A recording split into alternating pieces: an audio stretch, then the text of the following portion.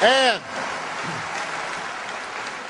when there's a bill that ends up on my desk as president, you, the public, will have 5 days to look online and find out what's in it before I sign it, so that you know what your government's doing. Parliamentary inquiry. Madam Speaker, in order to try to figure out what we're doing, how much damage to the country, I tried to get a copy of the bill. We have out here on the table 2454 that has 1,090 pages in it, but I've understood since debate in here that there's another 300 pages that were added in the middle of the night.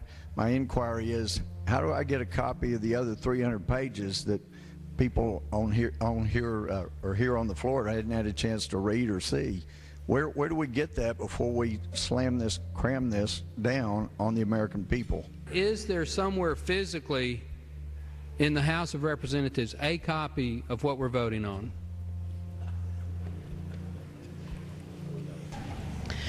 The gentleman has not stated a parliamentary inquiry that the chair can answer. Mr. Speaker, I have to say that I am outraged. Here we are getting ready to vote on a piece of legislation, and we haven't even seen 300 pieces of this legislation. No one can even find the bill or even knows where it's at. Guantanamo will be closed no later than 1 year from now.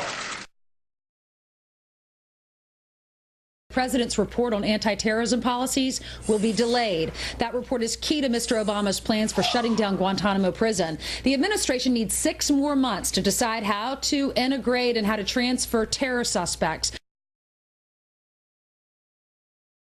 When I promise that we are going to bring this war in Iraq to a close in 2009, I want the American people to understand that I opposed this war in 2002, 2003, 4, 5, 6, and 7. So you can have confidence that I will be serious about ending this war.